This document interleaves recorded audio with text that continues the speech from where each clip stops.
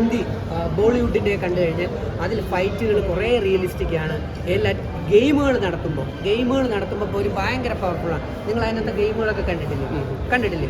അതാണ് ഇപ്പം എൻ്റെ സീസണിലേക്ക് വരുമ്പോൾ ഒരു മുളവിൻ്റെ വിഷയം എടുക്കുമ്പോൾ ഞാൻ പോയി ഹിന്ദി ബോളിവുഡ് കണ്ടപ്പോൾ അതിനകത്ത് പലരെയും നിരത്തിയിരുത്തിയിട്ട് ചുമന്ന മുളക് പൊടി കലക്കിയിട്ട് അതിൽ തറയിൽ എല്ലാവരും ഇരുത്തിയിട്ട് ആ മുളക് പൊടി മുഖത്തും ശരീരത്തും എല്ലാം തേച്ചിട്ട് എണീക്കുന്നവനാവട്ടെ. അപ്പോൾ അത്രയും പവർഫുൾ ഗെയിമുകൾ കൊടുത്താണ് 14-15 സീസൺ സിദ്ധാർത്ഥ ശുക്ലയൊക്കെ വിജയിച്ച. അതിൽ സൽമാൻ ഖാനൊക്കെ ഗംഭീരമായിട്ട് ചെയ്തു. പക്ഷേ നമ്മൾ മലയാളം ബിഗ് ബോസ് ഷോ വന്നു കഴിയുമ്പോൾ അതിൽ വെള്ളം ചേർത്ത് വെറും വെള്ളം ചേർത്ത പാലായി ഡൈല്യൂട്ടായി മാറും. അതുകൊണ്ടാണ് മലയാളം ബിഗ് ബോസിൻ്റെ ശോഭ കുറയുന്നതും അതിൻ്റെ ഒരു കൊഴുപ്പ് കൂടി വരാത്തതും. ഇപ്പം ഒരു എക്സാമ്പിൾ പറയട്ടെ, റോക്കി എന്ന് പറയുന്ന വ്യക്തി ഇപ്പം ഈ ആഴ്ചയിൽ നടന്ന ഒരു സംഭവം പറഞ്ഞു കഴിഞ്ഞാൽ ഇപ്പം മുന്നിൽ നിൽക്കുന്ന ആരെന്ന് എന്നോട് ചോദിക്കും. കഴിഞ്ഞ ആഴ്ച ഞാൻ പറഞ്ഞ രതീഷാണെങ്കിൽ ഈ ആഴ്ച മുന്നിൽ നിൽക്കുന്നത് അപ്രതീക്ഷിതമായ അപ്സരയാണ്. അപ്സര ക്യാപ്റ്റനായി അല്ലേ? അപ്സര ക്യാപ്റ്റനായെന്ന് പറഞ്ഞാൽ ഒരു പെൺകുട്ടി നമ്മൾ പ്രതീക്ഷിക്കുന്നതിന് അപ്പുറമായിട്ടാണ് ആ ഇഴഞ്ഞു വന്നത്. ആ ഒരു പുഴു ഇഴയുന്ന കോമ്പറ്റീഷൻ ക്യാപ്റ്റൻസി ടാസ്ക് കൊടുത്തപ്പോൾ അപ്സര ഗംഭീരമായിട്ട് അത് ചെയ്തില്ലേ? ഞെട്ടിപ്പോയി. അത് കഴിഞ്ഞാണ് അപ്സര പറയുന്നത് ഞാൻ 6 വർഷം NCC. അപ്പോൾ ഓരോ കുട്ടികളിലും ഭയങ്കര കഴിവുകളാണുള്ളത്. അതുകൊണ്ട് അപ്സര വളരെ മുന്നിലെത്താനുള്ള സാധ്യത കൂടുതലാണ്. ഒരു വിന്നറിൻ്റെ ആ ലാസ്റ്റ് 5-ലെത്തുന്ന ഒരു കണ്ടസ്റ്റൻ്റ് അപ്സര ആയിരിക്കാൻ സാധ്യതയുണ്ടെന്ന് തന്നെയാണ് ഞാൻ വിശ്വസിക്കുന്നത്. പറയുമ്പോൾ നീതിപൂർവ്വം പറയണമല്ലോ.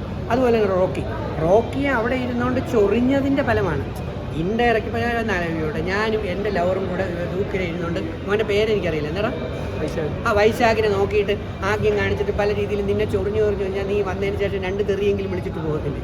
ഉടനെ അത് നമ്മളെ വ്യക്തിഹത്യ ചെയ്തു, നമ്മളെ പീഡിപ്പിച്ചു. നമ്മുടെ ഇവിടെ മലയാളത്തിലുള്ള ബിഗ് ബോസിൻ്റെ ഒരു ചെറിയ പ്രശ്നം എന്ന് വെച്ചാൽ വിക്ടിം കാർഡ് കളിക്കുക, വിമൻ കാർഡ് കളിക്കുക. ഇവിടെ ആണ് പെണ്ണ് സെപ്പറേഷൻ ഇല്ല. ബിഗ് ബോസ് ഷോയിൽ ആണെന്നോ പെണ്ണെന്നോ ട്രാൻസ്ജെൻഡറോ ഇങ്ങനെ സെപ്പറേഷൻ ഇല്ല. എല്ലാവരും 3 കാറ്റഗറിയും ഒന്നാണ്. അത് കൊടുക്കുന്നത് ഏറ്റവും ഗംഭീരമായി ചെയ്യുക എന്നുള്ളൂ. ആര് കെട്ടിപ്പിടിച്ചാലും നമുക്കും അങ്ങോട്ട് ഹക്ക് ചെയ്യാം, നമുക്ക് ഇഷ്ടമുണ്ടെന്നുണ്ടെങ്കിൽ അല്ലേ? അപ്പോൾ അത് നമുക്ക് ചെയ്യാം. അത് നമുക്ക് പ്രണയം ആരോട് വേണമെങ്കിലും പ്രണയമാവാം. പക്ഷെ കയറിയിട്ട് 3-ാമത്തെ ദിവസം പ്രണയമായി കളയരുത്. നീ കയറിയാലും 3-ാമത്തെ ദിവസം ആക്കി കളയരുത്. അതിനൊരു അപ്പം അന്ന് ഞാൻ എന്താ പറഞ്ഞത്, ഇനിയിപ്പോൾ അവരുടെ അടുത്ത പരിപാടി കെട്ടിപ്പിടിക്കലും ഉമ്മ വയ്ക്കലായിരുന്നു. പക്ഷെ അതിനും അപ്പുറത്ത് പോയി കടിയായിടാ. ഇപ്പോൾ പലർക്കും കടിയോടെ കടിയെന്ന് പറഞ്ഞാൽ കൈ പിടിച്ച് കടിക്കുന്നതിനെ കുറിച്ചായി കടികളായി പല സ്ഥലത്തും. ഞാൻ ചിന്തിച്ചതിനേക്കാൾ അപ്പുറത്ത് ഒരു പടിയിലേക്ക് കടി കയറിപ്പോയി അല്ലേ?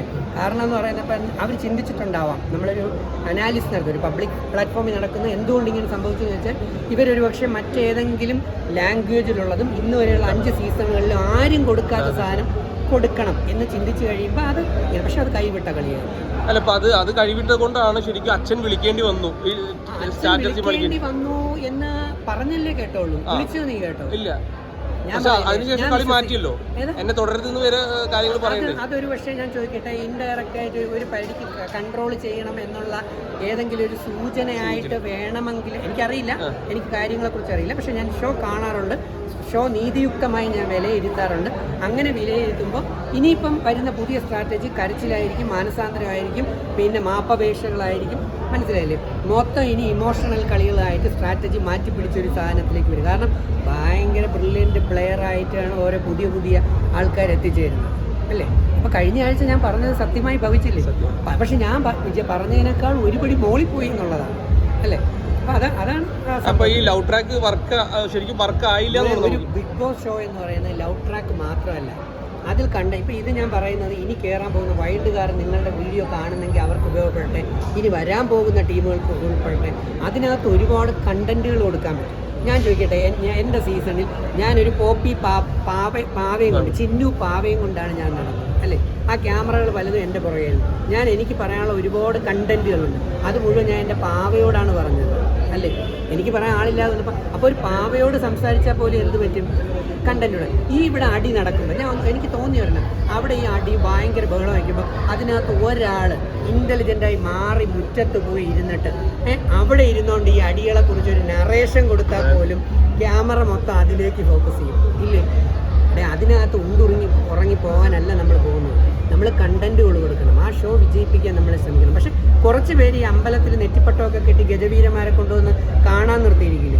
അതുപോലെ കൊണ്ടുവന്ന് ഷോക്കേസ് ഡോളുകളെ പോലെ നിർത്തിയിരിക്കുന്നത് കഷ്ടമാണ്. കാരണം പവർ ഹൗസ് നോക്കിക്കഴിഞ്ഞാൽ പവർ ഹൗസ് വീക്ക് ഹൗസാണ്. പവർ ഹൗസിലുള്ളവരെക്കാൾ പവറായിട്ട് ആരെ കാണാം? മറ്റുള്ള റൂമുകളിൽ പവർഫുള്ളായിട്ടുള്ള ആൾക്കാരെ കാണാം ഇല്ലേ? സിജോ നല്ല പവർഫുള്ളായിട്ട് കാര്യങ്ങൾ പ്രസൻറ്റ് ചെയ്യുന്നത് അല്ലേ? അതുപോലെ നമ്മുടെ മുടിയ ഋഷി നല്ല ഇടയ്ക്കിടയ്ക്ക് ഭയങ്കരമായിട്ട് ആക്റ്റീവ് ആവുന്നുണ്ട് അല്ലേ? അപ്പോൾ ആ തരത്തിൽ വരുമ്പോഴത്തേക്ക് ഇവരെല്ലാവരും ആക്റ്റീവായി വരും. അപ്പോൾ ഇപ്പോൾ രണ്ടാമത്തെ ആഴ്ച റിവ്യൂ ഞാൻ പറയുന്നത്, ഇനിയും ഒരു 3-4 ആഴ്ചത്തേക്ക് എന്നെ കാണൂല. ഞാൻ തമിഴ്നാട്ടിലെ വേറൊരു വർക്കിൻ്റെ ഭാഗത്ത് ഞാൻ പോവുകയാണ്.